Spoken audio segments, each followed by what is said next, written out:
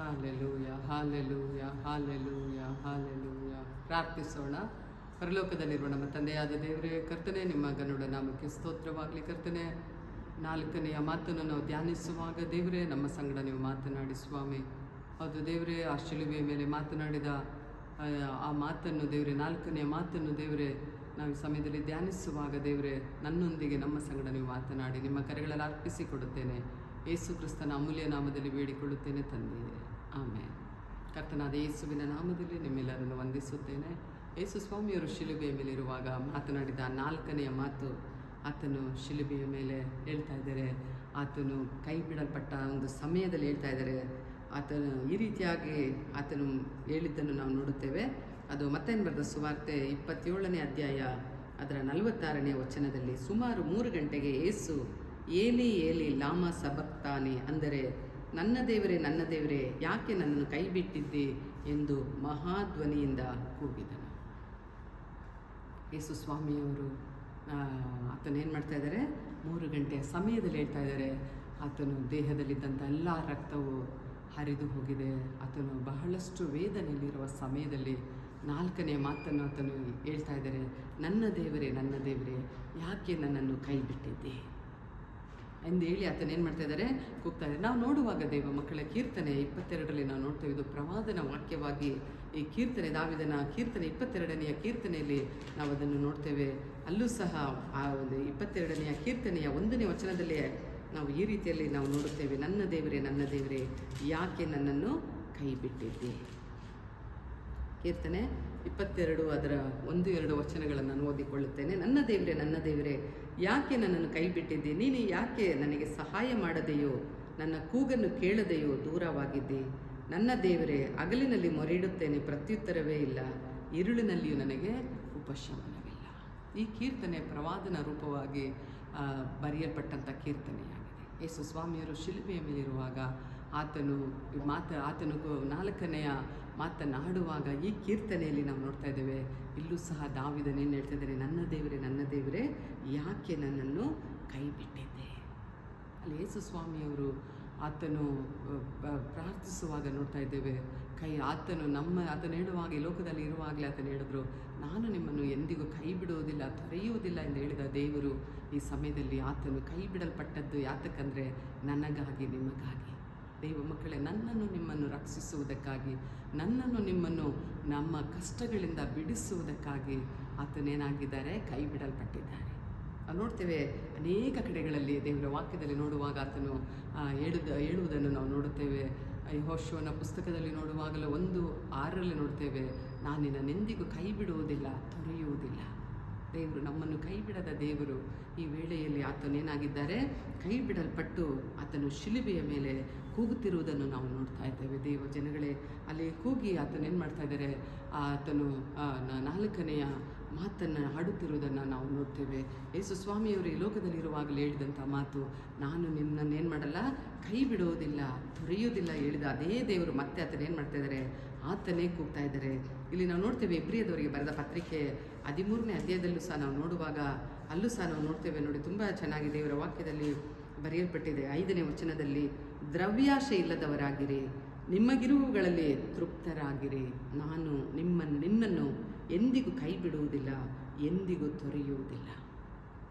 ಏನು ಹೇಳ್ತಾ ಇದೆ, ನಾವು ಈ ಲೋಕದಲ್ಲಿ ಕಷ್ಟ ನಷ್ಟಗಳು ಬರುವಾಗ, ಹಣದ ಕೊರತೆಗಳು ಬರುವಾಗ, ದೇವ ಮಕ್ಕಳೇ, ನಮಗಿರುವುಗಳಲ್ಲಿ ನಾವು ತೃಪ್ತರಾಗಿರುವಾಗ ದೇವರು ಹೇಳ್ತಾ ಇದ್ದಾರೆ, ನಾನು ನಿನ್ನನ್ನು ಎಂದಿಗೂ ಕೈ ಬಿಡುವುದಿಲ್ಲ, ತೊರೆಯುವುದಿಲ್ಲ. ದ್ರವ್ಯಾಶೆ ಇಲ್ಲದವರಾಗಿರಿ. ಹಣದ ಆಸೆ ಎಷ್ಟು ತಮಗೆ ಕೊಡಬೇಕು ಕರ್ತನಿಗೆ ಗೊತ್ತು, ನಮ್ಮನ್ನು ಹೇಗೆ ಪೋಷಿಸಬೇಕು ಆತನಿಗೆ ಗೊತ್ತು, ಹೇಗೆ ನಮ್ಮನ್ನು ನಡೆಸಬೇಕು ಆತನಿಗೆ ಗೊತ್ತು. ನಮಗೆ ನಾವೇನು ಮಾಡ್ತಾ ಇರ್ತೀವಿ, ಅಯ್ಯೋ ಅದು ಮಾಡೋಣ ಇದು ಮಾಡೋಣ.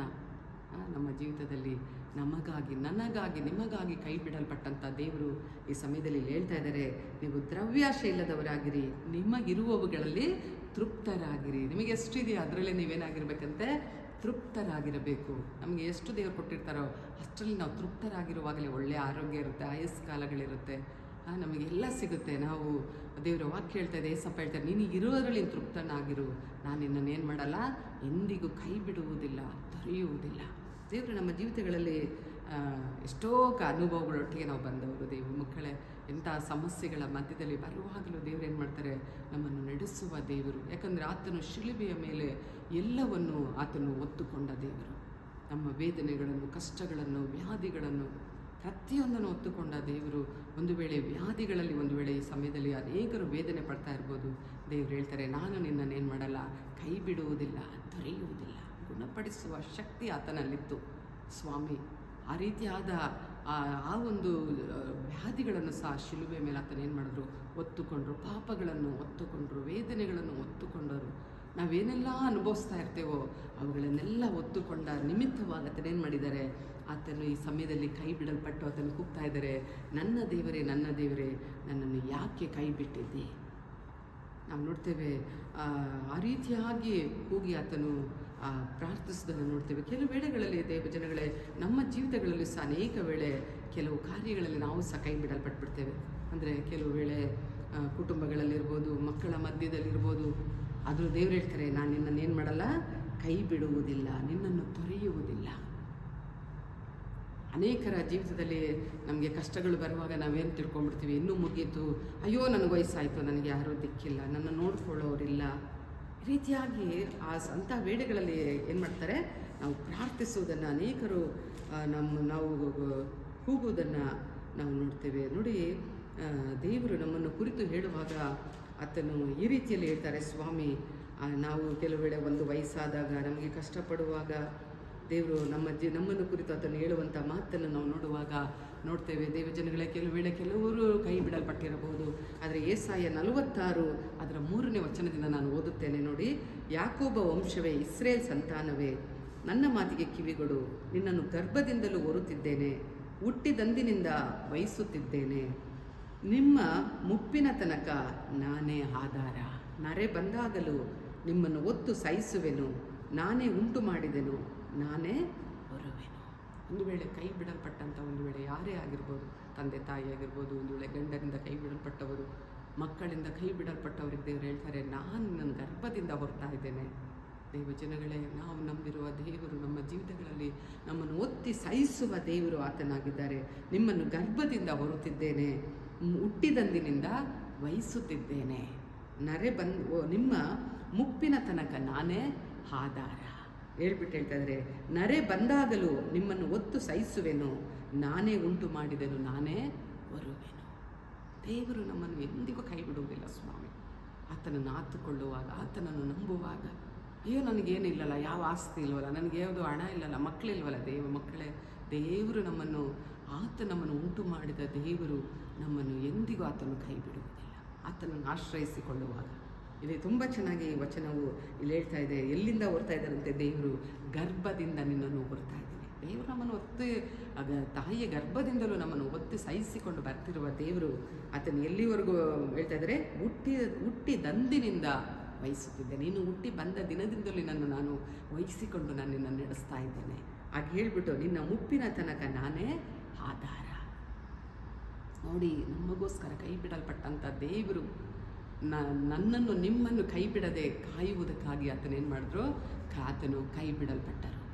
ದೇವ ಜನಗಳೇ, ಈ ಬೆಳಗಿನ ವೇಳೆಯಲ್ಲಿ ನಾವು ಎಷ್ಟು ಜನರು, ಅಯ್ಯೋ ನನ್ನ ಜೀವಿತ ಹೀಗಾಗೋಗಿದೆಯಲ್ಲ, ನನ್ನ ಜೀವಿತದಲ್ಲಿ ಯಾರೂ ಇಲ್ಲವ.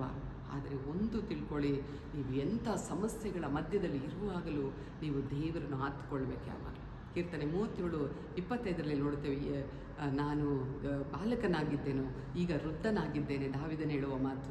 ಈವರೆಗೂ ನೀತಿವಂತನು ದಿಕ್ಕಿಲ್ಲದೆ ಬಿದ್ದಿರುವುದನ್ನಾಗಲಿ, ಅವನ ಸಂತತಿಯವರು ಭಿಕ್ಷೆ ಬೇಡಿ ತಿನ್ನುವುದನ್ನಾಗಲಿ ನಾನೇನು ಮಾಡಲಿಲ್ಲ, ನೋಡಲಿಲ್ಲ. ಎಷ್ಟು ಚೆನ್ನಾಗಿದೆ ಆ ಕೀರ್ತನೆ 37:25.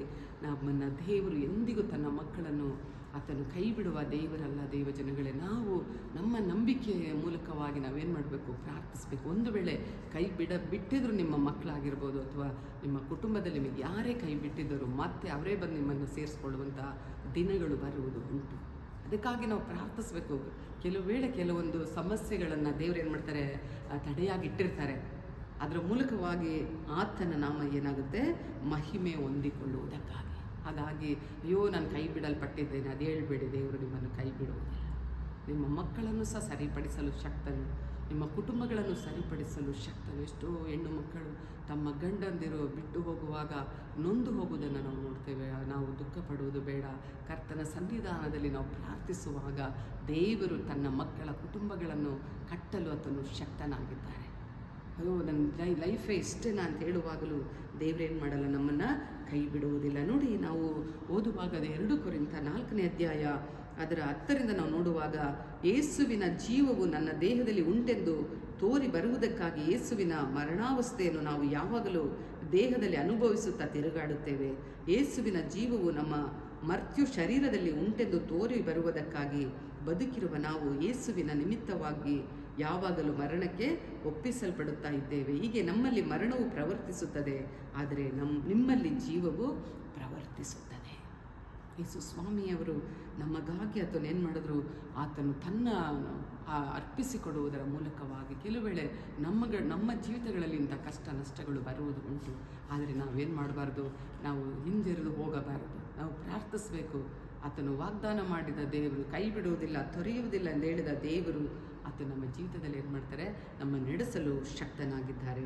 ಆತನು ಹೇಳ್ತಾ ಇದ್ದಾರೆ, ಯೇಸುವಿನ ಜೀವವು ನಮ್ಮ ದೇಹದಲ್ಲಿ ಉಂಟೆಂದು ತೋರಿ ಬರುವುದಕ್ಕಾಗಿ ಯೇಸುವಿನ ಮರಣಾವಸ್ಥೆಯನ್ನು ನಾವು ಯಾವಾಗಲೂ ದೇಹದಲ್ಲಿ ಅನುಭವಿಸುತ್ತಾ ತಿರುಗಾಡುತ್ತೇವೆ. ಸ್ವಾಮಿ ಪಟ್ಟಂಥ ಬಾಧೆಗಳು ಕೆಲವು ವೇಳೆ ನಮ್ಮ ದೇಹದಲ್ಲಿಯೂ ಬರುವಾಗಲೂ ಸಹ ದೇವರು ಏನು ಮಾಡ್ತಾರೆ, ನಮಗೆ ಬಿಡುಗಡೆ ಆತನು ಕೊಟ್ಟಿದ್ದಾರೆ. ಈಗಾಗಲೇ ನಾವು ಪ್ರಾರ್ಥಿಸುವಾಗ, ಆತನನ್ನು ಅಂಟಿಕೊಳ್ಳುವಾಗ ಆತ ನಮಗೇನು ಮಾಡ್ತಾರೆ, ಬಿಡುಗಡೆಯನ್ನು ಕೊಡುವ ದೇವರು. ದೇವಜನಗಳೇ, ಆತನು ನನಗಾಗಿ ನಿಮಗಾಗಿ ಕೈ ಬಿಡಲ್ಪಟ್ಟರು. ಆ ವೇದನೆಯ ಮಧ್ಯದಲ್ಲಿ ಆತನು ಕೂಗ್ತಾ ಇದ್ದಾರೆ, ನನ್ನ ದೇವರೇ ಯಾಕೆ ನನ್ನನ್ನು ಕೈ ಬಿಟ್ಟಿದ್ದೆ? ಒಂದು ವೇಳೆ ಈ ವೇಳೆಯಲ್ಲಿ ಯಾರಾದರೂ ಅಯ್ಯೋ ನಾನು ಎಲ್ಲರಿಂದ ಕೈ ಬಿಡಲ್ಪಟ್ಟಿದ್ದೇನೆ, ಭಯಪಡಬೇಡಿರಿ. ದೇವರು ಹೇಳ್ತಾರೆ, ನಿನ್ನ ಇರುವುಗಳಲ್ಲಿ ನೀನು ತೃಪ್ತನಾಗಿರು, ನಾನು ನಿನ್ನನ್ನೆಂದಿಗೂ ಕೈ ಬಿಡುವುದಿಲ್ಲ, ತೊರೆಯದ ದೇವರು ನಮ್ಮ ಸಂಗಡ ಇದ್ದಾರೆ. ನಮ್ಮನ್ನು ನಾವೇ ಅರ್ಪಿಸಿಕೊಡುವಾಗ ದೇವರು ಏನು ಮಾಡ್ತಾರೆ, ನಮ್ಮ ಜೀವಿತದಲ್ಲಿ ಉನ್ನತ ಕಾರ್ಯಗಳನ್ನು ಮಾಡಲು ಸಾಧ್ಯ. ದೇವಜನಗಳೇ, ಆ ವಾಗ್ದಾನ ಎಷ್ಟು ಚೆನ್ನಾಗಿದೆ. 37ನೇ ಕೀರ್ತನೆ 25, ನಾನು ಅಂದರೆ ಅವನು ಹೇಳ್ತಾ ಇದ್ದಾನೆ, ದಾವೀದ, ನಾನು ಬಾಲಕನಾಗಿದ್ದೆ, ಈಗ ನಾನೇನಾಗಿದ್ದೀನಿ, ವಯಸ್ಸಾದ ಮುದುಕನಾಗಿದ್ದೇನೆ, ವೃದ್ಧನಾಗಿದ್ದೇನೆ, ಈವರೆಗೂ ನೀತಿವಂತನು ದಿಕ್ಕಿಲ್ಲದೆ ಬಿದ್ದಿರುವುದನ್ನಾಗಲಿ ಅವನ ಸಂತತಿಯವರು ಭಿಕ್ಷೆ ಬೇಡಿ ತಿನ್ನುವುದನ್ನಾಗಲಿ ನಾನು ನೋಡಲಿಲ್ಲ. ದೇವಜನಗಳಾದ ನಾವು ಎಂದಿಗೂ ಕೈ ಬಿಡುವುದಿಲ್ಲ. ಆ ಒಂದು ಕಾರ್ಯಗಳಿಗಾಗಿ ನಾವು ಪ್ರಾರ್ಥಿಸುವಾಗ ದೇವರು ನಮ್ಮ ಜೀವಿತಗಳಲ್ಲಿ ಉನ್ನತ ಕಾರ್ಯಗಳನ್ನು ಮಾಡುವ ದೇವರು ಆತನಾಗಿದ್ದಾರೆ. ಈ ಒಂದು ವೇಳೆಯಲ್ಲಿ ನಮ್ಮನ್ನು ನಾವೇ ಅರ್ಪಿಸಿಕೊಡೋಣ, ಪ್ರಾರ್ಥಿಸೋಣ. Hallelujah, hallelujah, hallelujah, hallelujah. ಪರಲೋಕದಲ್ಲಿರುವ ನಮ್ಮ ತಂದೆಯಾದ ದೇವರೇ, ಕರ್ತನೆ, ನಿಮ್ಮ ಘನವುಳ್ಳ ನಾಮಕ್ಕೆ ಸ್ತೋತ್ರವಾಗಲಿ. ಕರ್ತನೆ, ಅದು ಸ್ವಾಮಿ 4ನೆಯ ಮಾತಿನ ಮೂಲಕವಾಗಿ ನಮ್ಮನ್ನು ಆಧರಿಸಿದ್ದಕ್ಕಾಗಿ ಸ್ತೋತ್ರ ದೇವರೇ. ಅದು ಸ್ವಾಮಿ, ಒಂದು ವೇಳೆ ಯಾವುದೇ ವಿಧದಲ್ಲಿ ಕೈ ಬಿಡಲ್ಪಡುವುದಾದರೂ ನೀವು ಕೈ ಬಿಡದ ದೇವರಪ್ಪ, ನಮ್ಮನ್ನು ಕೈ ಹಿಡಿದು ನಡೆಸುವ ಕರ್ತನು ನಮ್ಮ ಸಂಗಡ ನೀವಿರುವುದಕ್ಕಾಗಿ ಸ್ತೋತ್ರ ಮಾಡುತ್ತೇನೆ ಅಪ್ಪ ದೇವರೇ. ಹೌದು ಸ್ವಾಮಿ, ಈ ವಾಕ್ಯಗಳ ಮೂಲಕವಾಗಿ ನಮ್ಮನ್ನು ಆಧರಿಸಿ ಬಲಪಡಿಸಿ ನಮ್ಮ ಸಂಗಡ ನೀವು ಮಾತನಾಡಿದ್ದಕ್ಕಾಗಿ ಸ್ತೋತ್ರ. ಈ ಮಧ್ಯಾಹ್ನ ವೇಳೆಯಲ್ಲಿ ಯಾರಾದರೂ ಆ ರೀತಿ ಕೈ ಬಿಡಲ್ಪಟ್ಟಿದ್ದಾರೆ ದೇವರೇ, ಅವರನ್ನು ಸಂತೈಸಿ, ಅವರನ್ನು ಬಲಪಡಿಸಿ, ಕೈ ಬಿಡಲ್ಪಟ್ಟವರನ್ನು ದೇವರೇ ಪುನಃ ಒಂದು ಮಾಡಿ ಅವರು ಒಂದಾಗಿ ಜೀವಿಸುವಂತೆ ಸಹಾಯ ಮಾಡಿ. ಕರ್ತನೆ, ನಿಮ್ಮ ಕರೆಗಳಲ್ಲಿ ಅರ್ಪಿಸಿಕೊಡುತ್ತೇನೆ. ಯೇಸು ಕ್ರಿಸ್ತನ ಅಮೂಲ್ಯ ನಾಮದಲ್ಲಿ ಬೇಡಿಕೊಳ್ಳುತ್ತೇನೆ ತಂದೆಯೇ, ಆಮೆನ್.